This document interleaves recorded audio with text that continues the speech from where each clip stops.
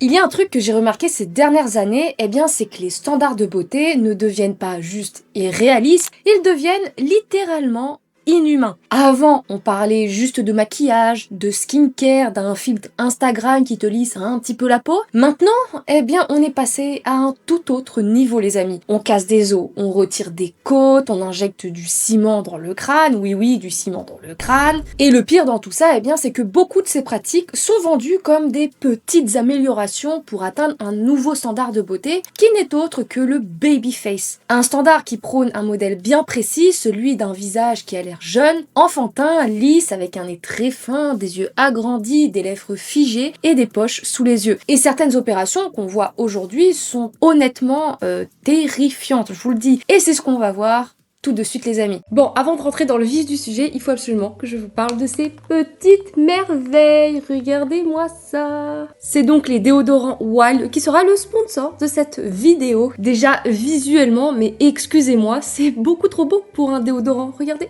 Et en fait, vous avez plein d'autres designs de ce genre sur le site qui changent enfin de tous les déodorants tristes qu'on peut trouver en pharmacie par exemple. Parce que un peu de fantaisie dans ce monde de brut, on ne dit pas non. Et surtout, leur système est hyper pratique. Vous gardez donc, l'étui que vous avez choisi.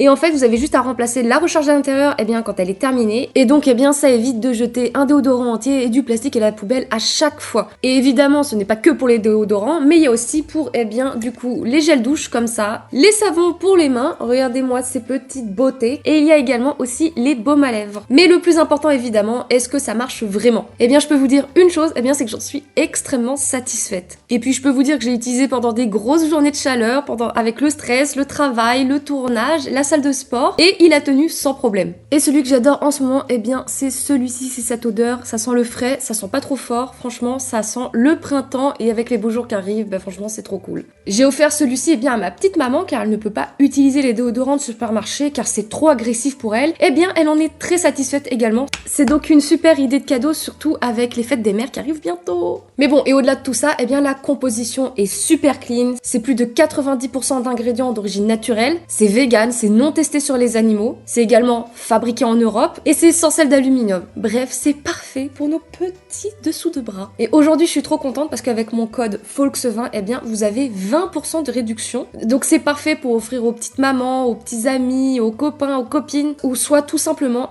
se faire plaisir. Merci infiniment à Wild pour cette collaboration. Bon, ces dernières années, dans les pays comme la Corée du Sud et la Chine, on observe une véritable obsession pour les visages beaucoup plus petits. Toujours plus petits. Alors, que vont venir faire beaucoup de ces personnes? Bien sûr, d'abord, elles modifient leur visage jusqu'à ce qu'il n'y ait plus rien à modifier. Et après ça, que faire? Certaines ont décidé de modifier leurs oreilles. En fait, elles sont arrivées à la conclusion que lorsque les oreilles ne sont pas visibles de face, donc comme ça, le visage paraît plus plat et relativement plus grand. À l'inverse, ces oreilles sont décollées comme ça, elles sont plus visibles. Le visage peut donc sembler en 3 dimensions et donc plus petit et plus jeune. C'est ainsi qu'est née la tendance des oreilles d'elfe ou oreilles de singe. Bon, je vous coupe tout de suite, mais vous allez vite comprendre que ces tendances, en fait, ont plein de noms différents, un peu chelous, vous allez voir. Comme on le sait tous, à l'origine, les oreilles légèrement décollées ou très visibles étaient souvent perçues comme un complexe, voire une source de moquerie, notamment pendant l'enfance ou l'adolescence, vraiment. Dans de nombreux cas, elles sont même corrigées par chirurgie dans une logique purement corrective en fait, visant du coup à les rapprocher de la tête pour avoir un rendu plus discret. Pourtant, ce qui est marrant, c'est que ce qui était autrefois considéré comme un défaut est aujourd'hui dans certains milieux esthétiques devenu un idéal esthétique très recherché. L'idée ici, c'est pas forcément de ressembler à un elfe, non, en général, c'est surtout pour atteindre un esthétique qui se rapproche des babyface, Yeah, boy.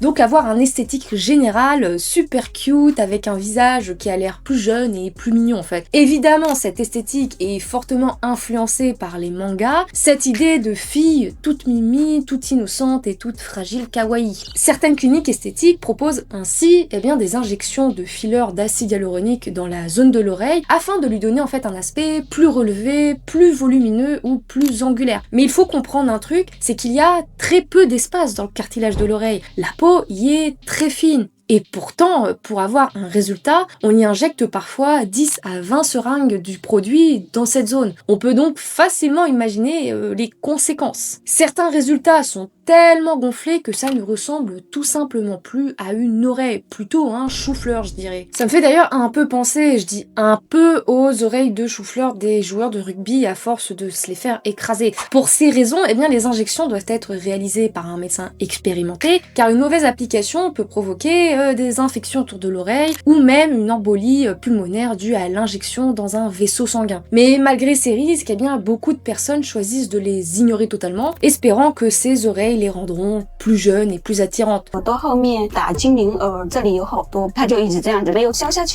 Cependant, comme on le sait, eh bien les injections fonctionnent un peu comme un abonnement. Il faut les refaire tous les 6 mois, sinon les oreilles reviennent à leur état initial, voire empirent si le produit se déplace sous la peau. Face à cela, certaines personnes ont fini par se tourner vers la chirurgie et vous allez voir les amis, on vient placer l'implant derrière l'oreille pour en fait augmenter la projection de l'oreille. En gros, pour faire simple, ça vient en fait forcer l'oreille à se décoller comme ça, car en fait ça va appuyer derrière. Mais ces opérations sont coûteuses et risquées et les implants en silicone peuvent provoquer des perforations après l'intervention malheureusement. On peut donc même parfois voir clairement les implants sous la peau avec un aspect très artificiel même quand ça va bouger. C'est vraiment pas beau à voir, je vous le dis, ça fait vraiment très bizarre. 22年做过一次基底部放的硅胶，硅胶还是很大的。我们在耳后的话，基本上就可以看到假体的一点形和移位的一个情况，而且这个假体在腔隙里面活动度是很大的，上下差不多1厘米的一个活动空间。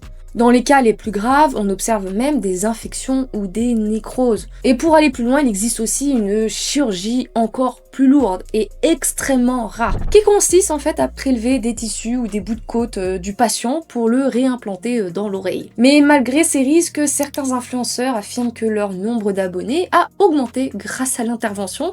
Et pour eux, eh bien, ça suffit en fait. Mais il faut pas croire qu'il y a que ça. Parce qu'en réalité, c'est également lié aux intérêts commerciaux de l'industrie de la médecine esthétique, évidemment. Certains chirurgiens estiment que les oreilles d'elfe représentent une véritable stratégie marketing où de nouveaux standards de beauté eh bien, sont créés pour générer des procédures répétées et donc devenir très rentables. Ils invitent aussi évidemment des influenceurs à réaliser ces interventions à prix réduit en échange de promotions sur leurs réseaux sociaux, créant ainsi une anxiété esthétique où de nouveaux défauts sont constamment inventés pour vendre de nouvelles solutions. Bah les réseaux sociaux finalement quoi. Les abonnés imitent ensuite ces influenceurs mais découvrent que le résultat ne leur convient pas toujours. Les médecins leur expliquent alors qu'il faut eh bien combiner cette intervention avec d'autres chirurgies esthétiques comme je sais pas, l'augmentation des yeux ou d'autres corrections du visage pour que ça fasse un peu plus petit visage en fait. Il y a d'ailleurs plein d'exemples assez parlants de cette nouvelle tendance esthétique. On a Lisayo qui ressemblait à ça avant et qui avec toutes ses chirurgies ressemble maintenant à ça. Elle est, je dirais, totalement méconnaissable. On voit bien que ses oreilles sont maintenant beaucoup plus décollées grâce aux fillers qu'on lui a injectés.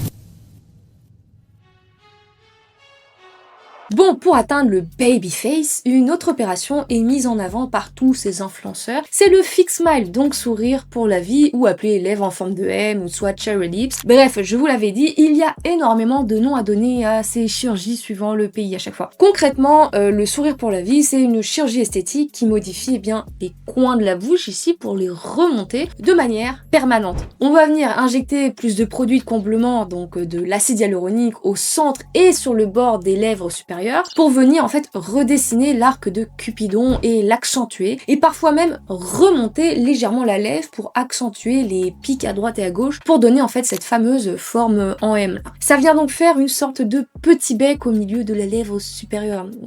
Ouais. Parfois dans des cas plus rares, on vient même couper légèrement eh bien, la peau sur les côtés des lèvres et un bout de lèvre pour créer donc cette forme de vague et donner un effet de sourire constant. C'est assez dégueulasse, je ne vous le cache pas. Cette opération est souvent appelée le smiling lips parce que en fait t'as l'air de sourire tout le temps. Alors je sais, c'est peut-être un peu déplacé de ma part, mais quand je vois toutes ces vidéos sur Insta et TikTok, eh bien ça me rappelle trop l'épisode de Ma famille d'abord où en fait ils font des injections, mais en réaction allergique, eh bien ça leur fait un sourire figé. Bref, allez voir cet épisode, c'est pépite.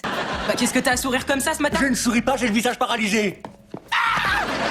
Mais comme pour toutes les tendances, eh bien les choses ont rapidement dérapé. C'est à ce moment-là eh bien, que les conséquences ont commencé à devenir beaucoup plus préoccupantes. Sur certaines images, eh bien, on observe des personnes eh bien, qui peinent à articuler correctement après l'intervention. Et dans les cas les plus extrêmes, en fait, la lèvre supérieure est tellement réduite qu'elle ne remplit plus pleinement en fait sa fonction, ce qui peut gêner eh bien, la fermeture de la bouche et par conséquent avoir du coup du mal à parler et à manger. Sans même parler que le résultat est souvent étrange. Je sais pas, on dirait des petites cornes. Aïe aïe aïe. Mais cette tendance a aussi pris de l'ampleur lorsque certaines personnes ont remarqué eh bien, que des célébrités comme Jin des BTS avaient des lèvres en forme de M eh bien, assez marquées. Mais surtout avec cette chirurgie esthétique, eh bien, elles veulent donner cette impression d'être douces, gentilles et donc approchables H24. Ce qui renforce en fait une esthétique de mignonnerie juvénile qui est beaucoup recherchée. Et un visage jugé doux et souriant, c'est perçu comme plus attirant, plus fiable, plus agréable. Du coup, t'as cette idée que si t'as l'air gentil naturellement, eh bien t'as un avantage dans la vie. Le problème, c'est que ça enlève complètement le côté naturel des émotions. Et surtout, ici, tu peux être au pire moment de ta vie et quand même avoir l'air heureuse. Et ça, c'est quand même hyper chelou quand tu y penses. Et pour d'autres, ça va encore plus loin. Je vais vous raconter l'histoire d'une femme prénommée Yoonbin. Yoonbin a 29 ans, elle vient de Chine et en l'espace d'environ 2 ans, elle a dépensé près de 800 000 yuan en chirurgie esthétique, soit environ 105 000 euros. Elle a subi 20 opérations différentes, contouring de la mâchoire, reconstruction du nez, chirurgie des doubles paupières, réduction des joues et bien sûr, dont la fameuse opération, celle du sourire pour la vie. Et si vous avez bien suivi, eh bien les coins de sa bouche ont été chirurgicalement remontés vers le haut du coup. Mais la mère de Yoonbin n'accepte pas du tout qu'elle fasse autant de chirurgie. Sa mère, donc âgée de 61 ans, est passée avec elle à la télévision sur Dragon TV et a déclaré « À chaque fois que je la vois, elle est différente. J'ai du mal à la reconnaître, même si je suis sa mère. Maintenant, le visage de ma vie est complètement transformé. Toutes ses tantes disent qu'elle ressemble à un monstre. Comment ne pas m'inquiéter ?» Pendant eh bien, que sa mère vit de ce qu'elle a sur son cœur, pleure et la supplie d'arrêter toutes ces chirurgies, eh bien Yoonbin reste simplement assise, souriante, totalement impassible. Yoonbin a quand même affirmé avoir eu le cœur brisé par les propos de sa mère évidemment, mais qu'elle ne pouvait pas changer son expression au niveau du visage, car elle avait récemment subi eh bien l'opération des lèvres. Je ne souris pas. En fait, j'ai aussi envie de pleurer, mais je viens de subir une opération qui a recourbé mes lèvres vers le haut et qui m'empêche de ne pas pouvoir sourire. Voilà jusqu'où va cette obsession, au point parfois que vous ne pouvez plus montrer vos émotions. Votre visage est bloqué sur le mode heureux. Mais il y a une autre chirurgie qui va de pair avec cette tendance des lèvres en forme de M. C'est évidemment le raccourcissement du philtrum. Bon déjà, c'est quoi le philtrum? Eh bien c'est ça, c'est juste ici la toute petite rainure entre le nez et les lèvres là. Et cette opération en fait consiste à retirer une bande de peau sous le nez entre 4 et 9 mm, puis refermer l'espace avec des points de suture. En fait, ça va venir remonter la lèvre supérieure plus près du nez et donc raccourcir l'espace et expose davantage du coup la partie rose des lèvres, comme ça en fait. Et cette intervention est devenue extrêmement populaire chez les jeunes femmes, notamment sous l'influence des filtres Instagram et TikTok. Mais en soi, pourquoi font-elles ça? Ben en fait la théorie est la suivante, si votre philtrum est long, vous paraissez plus âgé, plus banal, moins attirant, moins séduisant avec une lèvre supérieure fine visuellement. Dégueulasse, peu.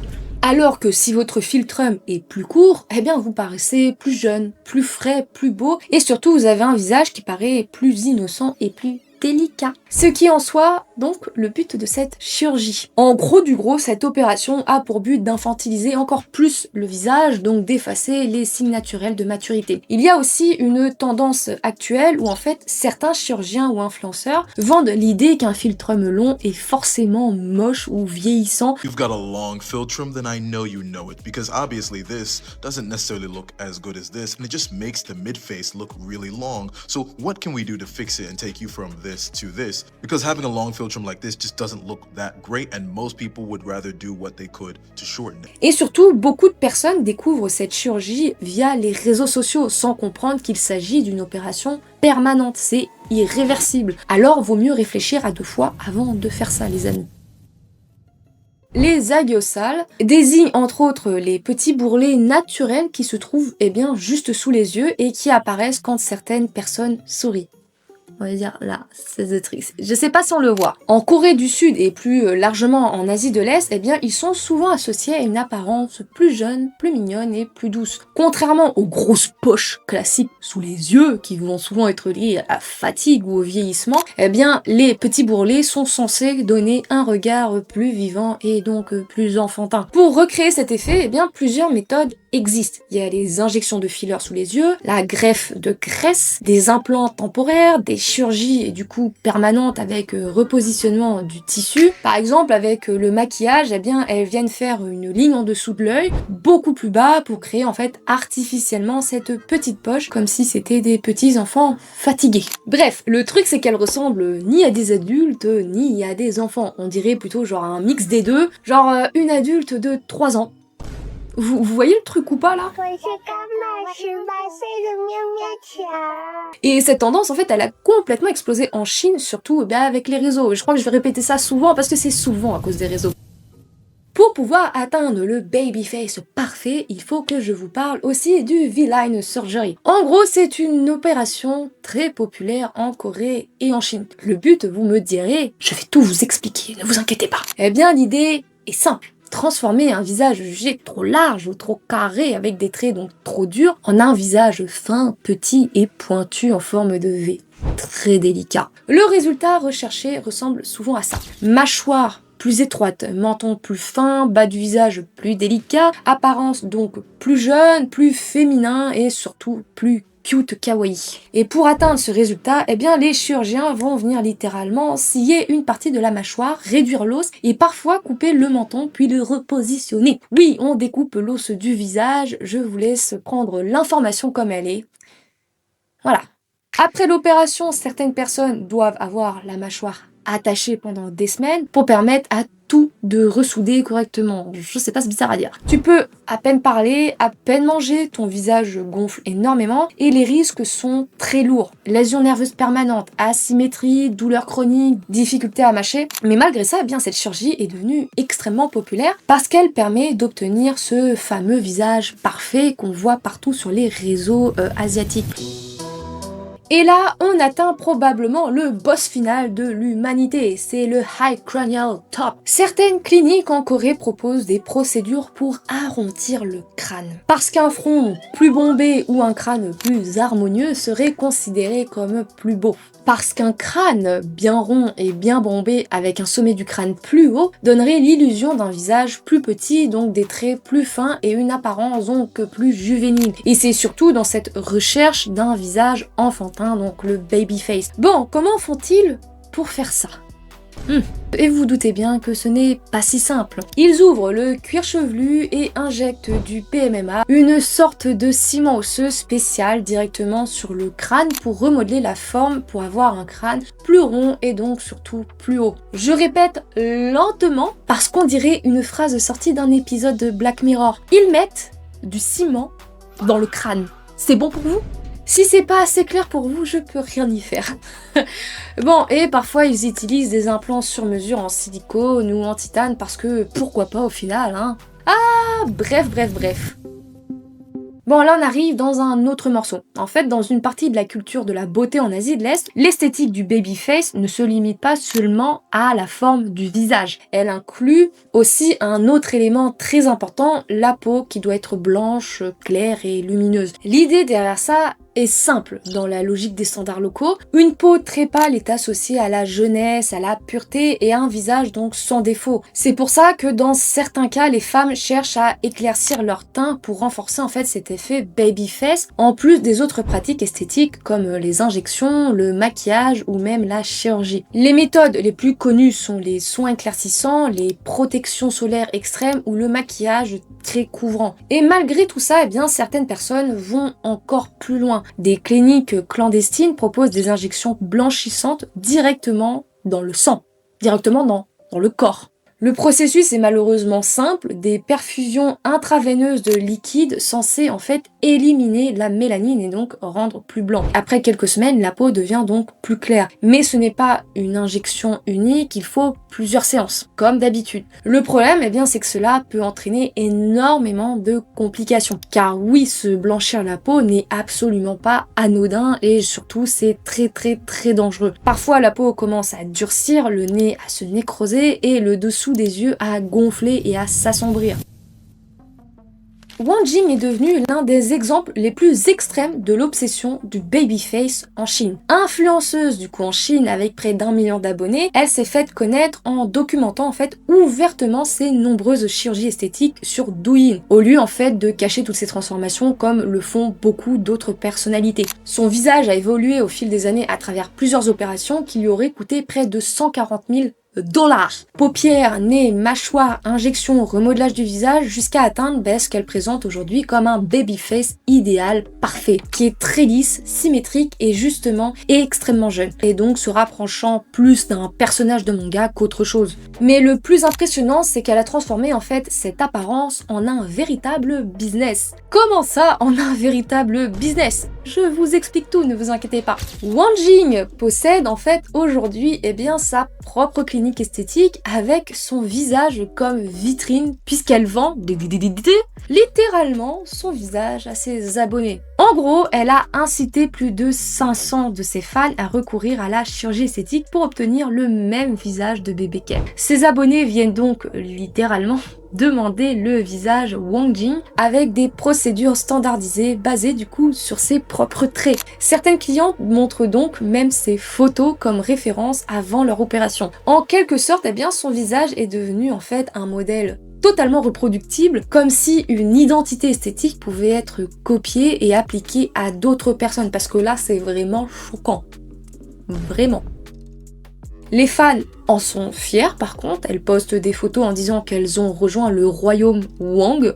Certaines personnes posent même à côté d'elles pour comparer en fait leur visage. Et il y a d'ailleurs une femme qui aurait même dépensé plus de 9 000 $ et dit enfin se sentir belle et confiante. Voilà où tout ça mène. Le problème, c'est que derrière les vidéos glamour et les transformations virales, Wang Jing a aussi parlé des conséquences physiques très lourdes de ces opérations, évidemment. Après certaines chirurgies, elle a expliqué avoir souffert de douleurs importantes, de gonflements extrêmes et de longues périodes de récupération. Et en fait ici son histoire résume parfaitement ce qui se passe actuellement sur les réseaux sociaux chinois. Des standards de beauté tellement filtrés et irréalistes, que certaines personnes finissent en fait par modifier entièrement leur visage pour ressembler à une version numérique d'elles-mêmes, en fait ressembler à leur propre filtre. Et plus ces transformations deviennent virales, et plus d'autres jeunes femmes veulent faire exactement la même chose. Le cas de Wang Jing est devenu un exemple très frappant de la manière dont les réseaux sociaux peuvent transformer en fait les standards de beauté en un véritable produit. Et ce cas soulève plusieurs questions importantes. D'un côté, il montre jusqu'où la chirurgie esthétique peut aller dans des marchés très compétitifs comme la Chine, où les standards de beauté sont fortement influencés par les réseaux sociaux, les filtres et les tendances virales. Et de l'autre côté, il met en lumière le risque d'uniformisation des visages. Si tout le monde cherche à ressembler au même idéal de beauté, l'individualité disparaît progressivement.